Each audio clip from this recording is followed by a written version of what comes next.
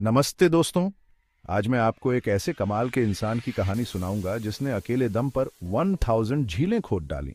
ये कहानी है रघुवीर की, जो एक सीधा सादा किसान है, लेकिन उसकी मेहनत और लगन ने उसे खास बना दिया। एक वक्त था जब रघुवीर का गांव पानी की भारी किल्लत से गुजर रहा था। सालों से बारिश नहीं हुई थी, खेत बंजर हो गए थे और लोग गांव छोड़कर जाने लगे। ऐसे में रघुवीर ने ठानी कि वो खुद इस मुसीबत से निपटेगा। गांव के बड़े बुजुर्गों से उसने सुना कि कभी यहाँ झीलें हुआ करती थी। उसने सोचा कि वो न सिर्फ उन पुरानी झीलों को जिंदा करेगा बल्कि नई झीलें भी खोदेगा। शुरुआत में तो उसके पास ना पैसे थे ना सरकार की मदद, बस था उसका इरादा और मेहनत। अकेले फावड़ा और कुदाल लेकर वो खुदाई में जुट गया। गांव वाले उसे पागल समझने लगे, लेकिन रघुवीर ने हिम्मत नहीं हारी। कई महीनों की कड़ी मेहनत के बाद पहली झील बनकर तैयार हुई और जब बारिश आई तो झील पानी से लबालब हो गई। ये रघुवीर की पहली जीत थी।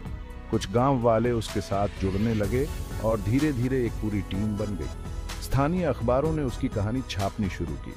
सरकार ने भी मदद का हाथ बढ़ाया, लेकिन रघुवीर ने सरकारी मदद पर ज्यादा भरोसा न करके अपना काम जारी रखा। गांव वालों ने उसे पानी वाला आदमी कहना शुरू कर दिया।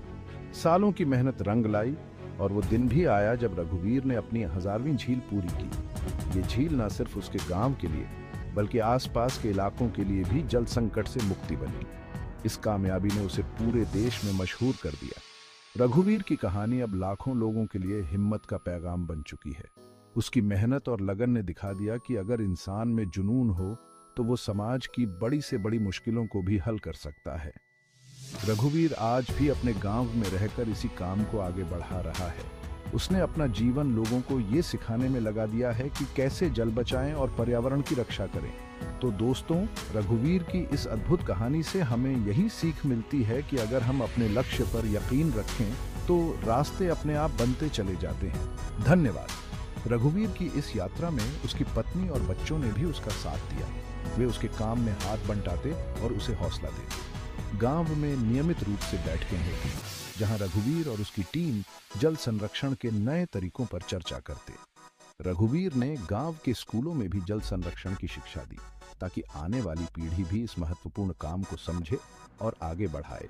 गांव में अब हर साल जल महोत्सव मनाया जाता है, जहां लोग रघुवीर के काम का जश्न मनाते हैं और जल संरक्षण की शपथ लेते हैं। रघुवीर को उसके अद्वितीय योगदान के लिए कई राष्ट्रीय और अंतर्राष्ट्रीय पुरस्कारों से सम्मानित किया गया है।